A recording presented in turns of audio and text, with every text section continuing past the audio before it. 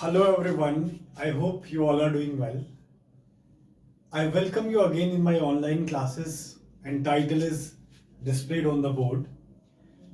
Last class में the legend of good women को हमने डील करा था और लेजेंड ऑफ गुड वुमेन जो है work that comes under a category that is called as palinode. मैंने पिछली वीडियो में मतलब इसका समझाया है कि पैलेनोड क्या होता है. एक बहुत इंपॉर्टेंट इंफॉर्मेशन जो लेजेंड ऑफ गुड वुमेन में से हमें स्किप हो गई थी वो ये है कि वो जो लेजेंड्स थी वुमेन उनके नाम क्या थे, या वो वुमेन्स जो उसमें हाईलाइट करी चौसर ने उनके नाम क्या हैं. All right. और सेकेंडली आज हम brief introduction to most important work of Geoffrey Chaucer deal करेंगे, that is the prologue to Canterbury tales. Okay, तो जो कैरेक्टर्स हाईलाइट किए हैं in the Legend of Good Women by Geoffrey Chaucer, first is Cleopatra, second is Thisbe, third is Medea, fourth is Phyllis, fifth is Hesperiide, sixth is Dardania, next is Lucretia, next is Philomela, then her Hypermnestra, and last one is Dido.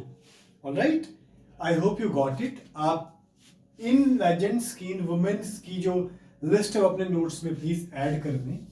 और आज की class का जो most important topic है that is a masterpiece written by Geoffrey Chaucer, the prologue to Canterbury tales.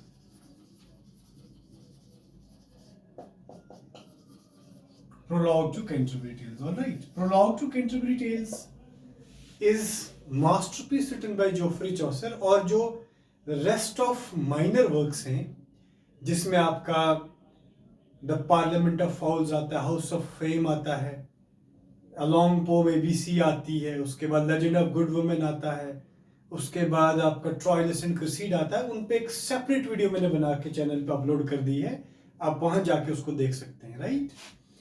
Prologue to Canterbury tales जो है, इस work को आप बिल्कुल स्किप नहीं कर सकते क्योंकि यहां से कैरेक्टर स्टडी में से 2 क्वेश्चंस पक्का रहते हैं. इंट्रोडक्शन से बहुत बारी क्वेश्चन आया हुआ है. तो सबसे पहले हम टाइटल को समझने की कोशिश करेंगे. आपके टाइटल में एक लिटरेरी डिवाइस है दैट इज प्रोलॉग, और प्रोलॉग का लिटरल मीनिंग क्या होता है? इट इज इंट्रोडक्शन, या आप इसको प्रेफेस भी कह सकते हैं.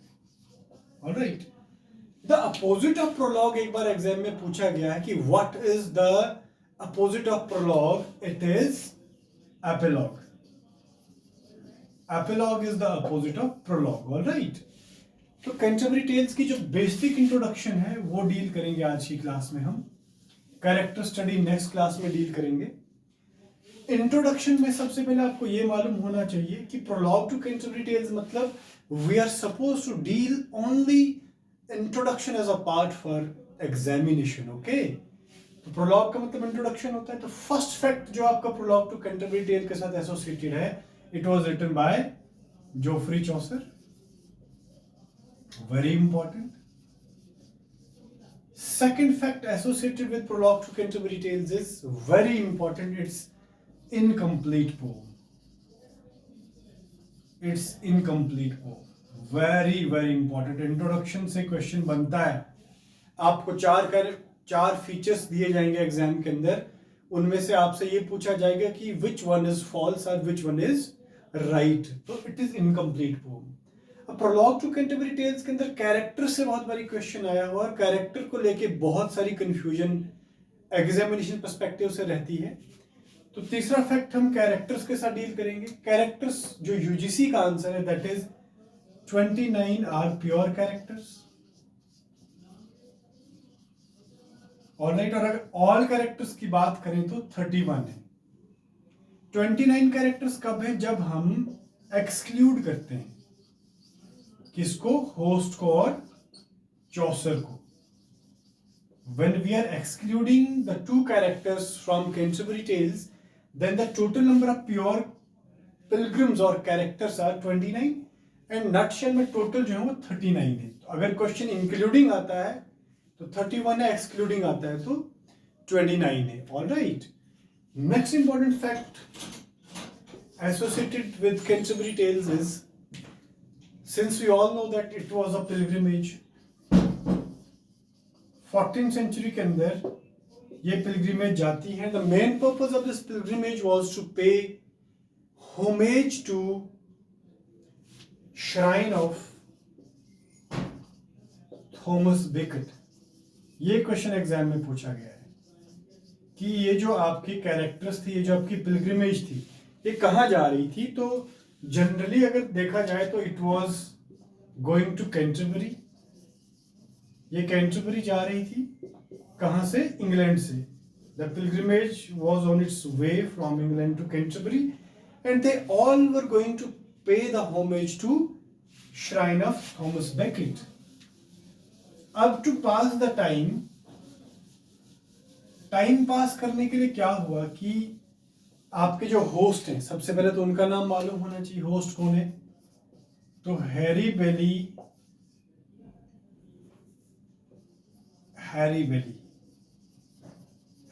Is host. होस्ट जो है वो ये डिसाइड करते हैं कि पिलग्रिमेज हमारी बोर ना हो. तो इस बोर्डम को दूर करने के लिए होस्ट एक कॉन्टेक्स्ट को सजेस्ट करते हैं कि every pilgrim is suppose to narrate 4 tales. Alright, ये क्वेश्चन पूछा गया एग्जाम में कि how many stories were assign to a single character. तो टोटल नंबर कितना था? 4 था. एक कैरेक्टर को 4 टेल्स बोलनी थी. 2 while going in, 2 while coming. और टोटल जो नैरेटेड स्टोरीज थी वो 24 थी. ये भी आप याद रखेंगे. टोटल नैरेटेड जो आपकी स्टोरीज थी वो 24 थी. ऑलराइट, नेक्स्ट फैक्ट जो आपके इंट्रोडक्शन से क्वेश्चन या एग्जामिनेशन ओरिएंटेड है कि ये जो साली पिलग्रिमेज थी ये कहाँ पे असेंबल हुए थे. तो दे वर असेंबल्ड एट टाबार्ड. वो टबार्ड इन का मतलब एक रेस्टोरेंट था जहां पे ये सारे लोग जो थे, आपके चौसर, आपके हैरी बेली, आपके डिफरेंट कैरेक्टर्स जैसे नाइट है, आपका पार्सन है, मिलर है, डॉक्टर ऑफ फिजिक है, नन प्रॉयरस है, so on and so forth. ये जाने से पहले टबार्ड इन में जो थे वो असेंबल हुए थे और वहां पे सारा ये कॉन्टेक्स्ट को फ्रेम किया कि कितनी स्टोरीज एक कैरेक्टर को असाइंड है. तो 4 हैं, 2 while going in, 2 while coming. And next important fact क्या है कि एक अवार्ड कंसिडर किया गया था कि बेस्ट स्टोरी टेलर जो होगा उसको एक अवार्ड दिया जाएगा. तो दैट वाज फ्री सपर्स या आप कह सकते हैं free meals. Best story teller को फ्री ऑफ कॉस्ट जो है वो खाना दिया जाएगा. Alright, I hope you got it. अब कंट्रीब्यूशन जो चौसर की तरफ से कैंटरबरी टेल्स को लेके 14th सेंचुरी इंग्लैंड में क्या हुई थी कि Canterbury tales via Canterbury tales English vernacular became the main language rather than your Latin, French और इटालियन. देखिए 14th सेंचुरी के अंदर क्या था, आपकी लैटिन मेन लैंग्वेज थी, फ्रेंच थी और इटालियन कहीं कहीं बोली जाती थी. तो जब कैंटरबरी टेल्स जो थी वो चौसर ने लिखी और उसको इम्प्लीमेंट करा, उसको पब्लिश करा, तो तब जो था इन सारी लैंग्वेजेस को रिप्लेस किया किसने? आपकी इंग्लिश ने. तो कहने का मतलब क्या है कि कैंटरबरी टेल के आने से इंग्लिश जो थी that becomes the part of main stream. Alright, यहाँ पे मुझे एक और फैक्ट याद आ गया जो क्वेश्चन एग्जाम में पूछा गया है कि 14th सेंचुरी के अंदर 4 मेजर डायलेक्ट्स कौन से थे और उन डायलेक्ट्स में से चौसर ने कौन सा चूज किया था. फर्स्ट वाज नॉर्थ डायलेक्ट, जिसको नॉर्दर्न ब्रिम भी बोलते हैं. Second was south dialect, southern brim भी बोलते हैं इसको. Next was East Midland and fourth one was Kentish. ये 4 मेजर डायलेक्ट्स थे, यहाँ से क्वेश्चन पूछा गया है। तो इनमें से चौसर ने जिस डायलेक्ट को ऑप्ट करा था it was East Midland dialect, very very important. तो आपका जो कैंटरबरी टेल्स है वो ओरिजिनली ईस्ट मिडलैंड डायलेक्ट में लिखा गया है। Alright, east Midland dialect was a dialect of the main stream of English. Alright, इसके बाद हम फैक्ट्स की बात कर रहे हैं। एज यू नो, मैंने अवार्ड की बात करी, मैंने कॉन्टेक्स्ट की बात करी, मैंने जो है वो कहाँ पे आपके पिलग्रिम्स जो थे वो असेंबल हुए थे वो बात करी। राइट, आगे जाके जो हम बात करेंगे कि who was the first story teller, who was first story teller, he was night, very important. Introduction से क्वेश्चन भी पूछा जाता है, लास्ट स्टोरी टेलर कौन था? Who was last storyteller? He was Parson. All right. उसके बाद आपका फीमेल कैरेक्टर्स कितने थे? How many female characters were there in Canterbury Tales? तो 3 थे आपके। एक तो आपकी सेकंड नन थी, next was nun prioress, and last one was wife of Bath. ये आपके 3 फीमेल कैरेक्टर्स थे, वेरी इंपॉर्टेंट, आप इनको पेन डाउन कर लें। ऑलराइट, इसके अलावा अगर हम बात करें कि आपकी कैंटरबरी टेल्स के अंदर रिलीजियस कैरेक्टर्स कितने थे और उनके नाम क्या थे, तो रिलीजियस कैरेक्टर्स की अगर हम बात करें कैंटरबरी टेल्स के अंदर, how many religious characters were there? Question बना हुआ है, रिलीजियस कैरेक्टर्स कितने हैं?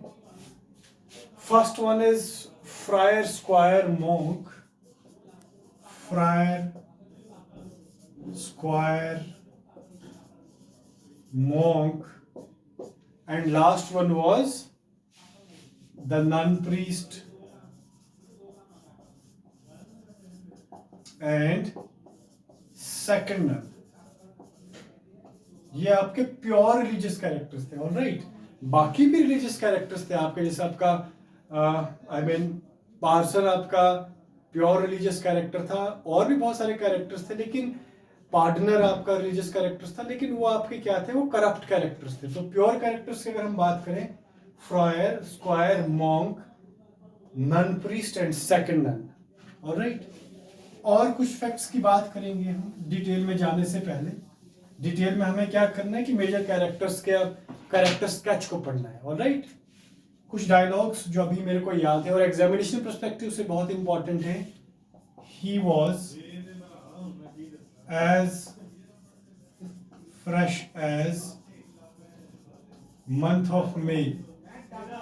It is a dialogue made by squire. Alright, और हु वाज द कैरेक्टर?